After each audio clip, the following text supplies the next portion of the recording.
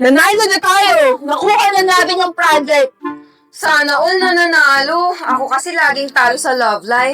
Wow! Buti nga na nanalo sa bidding eh. Ako nga umpisa pala, ghosting na. Ah! Tama na, back to word. Ayan, sige. Ayan, uunahin natin yan. Ayan.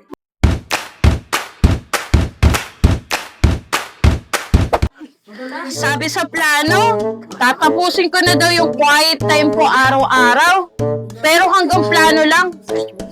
Ghost project na naman.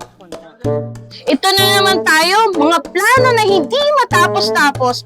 Parang constructor project, lagi na lang delayed. Pero alam mo ba, pagdating kay Lord, ang mga plano niya, lagi na lang on time. Kaya kung ikaw magkapaplano, ikonsulta mo yan kay Lord at magtiwala ka sa mga plano niya dahil sigurado magiging maganda ang resulta. Hindi dito ba talaga yan? May matama nga ang ano eh. Ayan o. Uy, ayan na si Madam. Bilis. Ano, kamusta yan? Tama ba yan? Ba't parang maluwag yung pagkakalagay nyo? Matibay ba yan?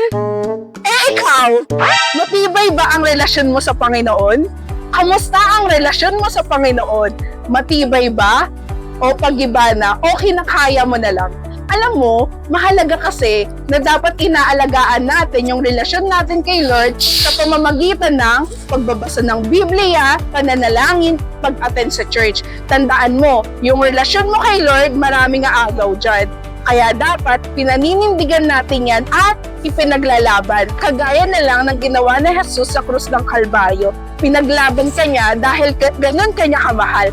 Kaya naman ikaw, patibayan mo ang relasyon mo sa Panginoon. Uy, be, may kwento ako sa'yo.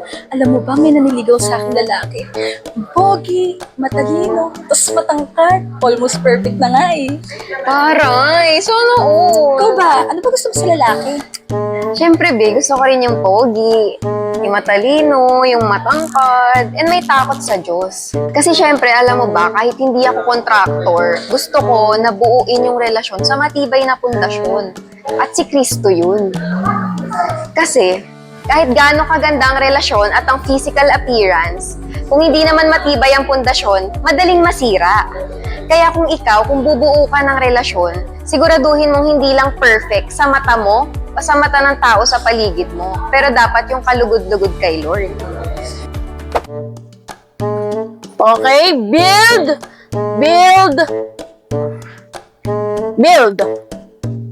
So, ang goal natin ngayong 2025 ay build! So, dapat marami tayong projects ha? Kaya walang tatamad-tamad para yumaman tayo lahat, okay? Ayun nyo! Pero alam mo ba, sabi ni God, wait. Hindi dahil sa ghost project to ha, dahil ang gusto ng Lord, pag nagbigay siya, tamang panahon at perfectong resulta. Kaya kung ikaw mananalangin, matuto kang magtiyaga. Dahil ang gusto ng Lord, matuto tayo nagtsatsaga sa mga bagay na pinapanalangin natin. Nang sa ganon, makita ng Lord kung karapat-dapat ba tayong bigyan sa mga pinapanalangin natin.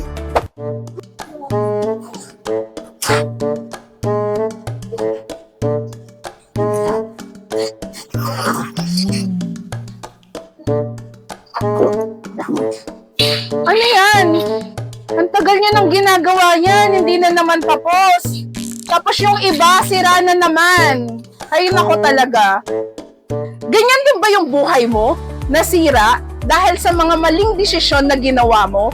Yung akala mo, yung desisyon na yun ay tama, pero pagdating pala sa dulo ay mali. Kaya naman nagsisisi ka. Buti na lang, merong restoration project na nakalaan si Lord para sa'yo. Tandaan mo, ano man ang ninakaw ng kaaway ay kayang-kayang ibalik ng ating Panginoon. Walang mahirap sa Kanya at walang imposible. Kaya magtiwala ka lang dahil Siya ang Diyos na kayang gawin ang lahat ng bagay.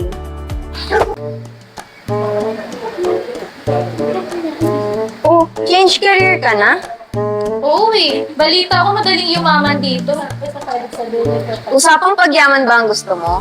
Ito ang totoo.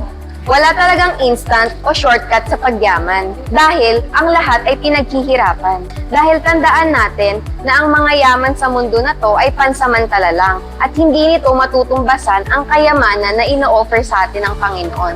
At yon ay si Kristo. Kaya naman kung pipiliin mong mag-invest, hindi lang dapat sa lupa, kundi pati sa langit. Nakarelate ka ba? Real talk lang ah. Ikaw, anong hugot mo para sa Lord? Comment down below.